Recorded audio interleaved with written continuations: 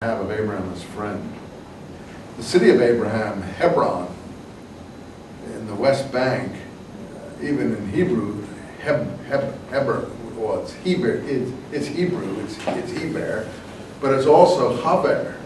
You remember when Clinton and Rabin were friends, and he went to Israel and he said, "Shalom Haber, hello friend," as if he and Rabin were friends, whether they weren't on it or not. But in any case, in Hebrew, Hebron is based on the word friend.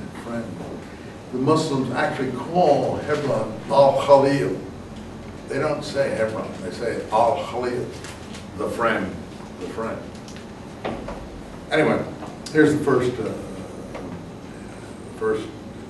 word, incidents of it that I'm familiar with. You whom I brought from the confines of the earth and called from the ends of the world. Who? Oh, Abraham and Isaac, and not Isaac, Israel and Jacob and Abraham. You to whom I said, you are my servant. You are my servant. I have not rejected you. Why? Because we're going to go back and be restored pretty soon. Christians who read this carefully also understand this meaning and therefore are very big on Zionism because of that. Fundamentalists, evangelicals are all ready for the third temple and so on, because they see these intonations in the passages when they take them literally. But it's speaking to Israel, not negatively but positively. Do not be afraid, little puny, poor mite, he's going to call them later on. I am with you. I am with you. Now, if you want to be comforted, who's being comforted here? Israel's being comforted. Israel's being comforted. But, of course, Jews don't read this very carefully, and others who use this are not interested in that esoteric meaning here. But it's going to be important because of who is the suffering servant. Because in certain passages here, we're going to get this dialogue interrupted by passages we refer to as the suffering servant.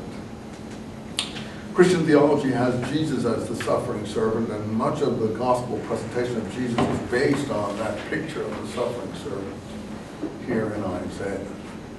Now the question is it Israel here, my servant, who has been chosen? Is it the people of Israel? Is it Jesus? And I have a third possibility for you. Someone that no one's heard of, but whom I think makes the most sense not to be a spoil sport.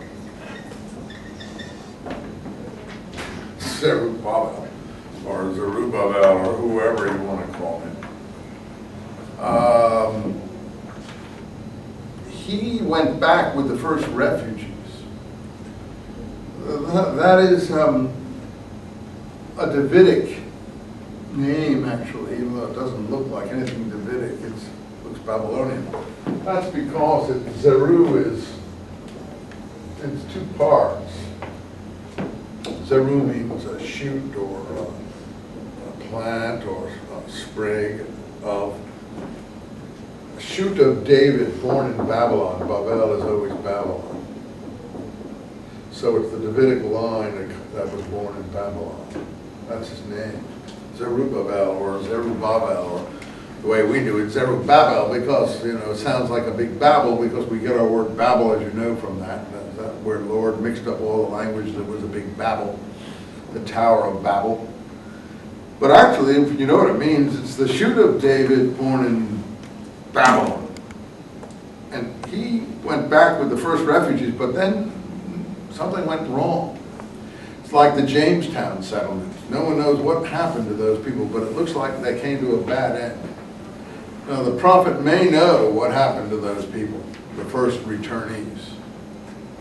And there may be material here relating to the fact that there was a Davidic king who came to a bad end in that 540 period. Because in 440, 100 years later, when Nehemiah and Ezra are taking place, there is no real good settlement in Jerusalem. The walls haven't been built. Nothing really has happened. And the books of Ezra and Nehemiah, which are the last books of the Bible, historically speaking, if you don't count the Maccabee books, deal with that situation, and they overlap. It's not clear that Ezra and Nehemiah are different people. We don't have time to do those books. But I would say this, that they show that something bad happened, and something not very promising. And there is no Davidic king. There is nothing. There's only priests. So somehow the Davidic king was either killed, eliminated, destroyed, or something. And that's, by the way, where the Davidic hope starts.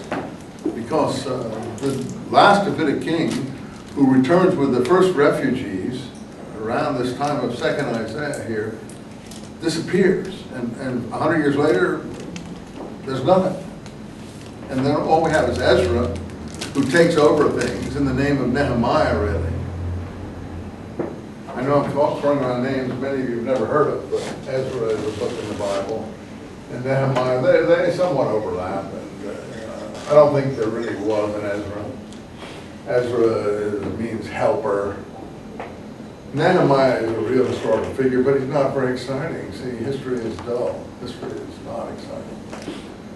Poetry is exciting. Novels are exciting. Movies are exciting. History is sneezing and unfortunately going to the bathroom and having to eat and taking showers and having to shave your legs or arms or whatever.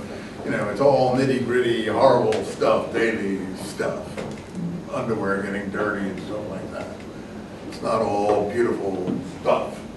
Ezra is this perfect sort of leader, but the reality seems to be Nehemiah, who was someone in the Persian court who had influence. He was the Persian king's cupbearer, which meant that he gave and tasted the liquids, the wine and everything, picked out the wines, tasted the wines, made sure there was no poison or anything like that.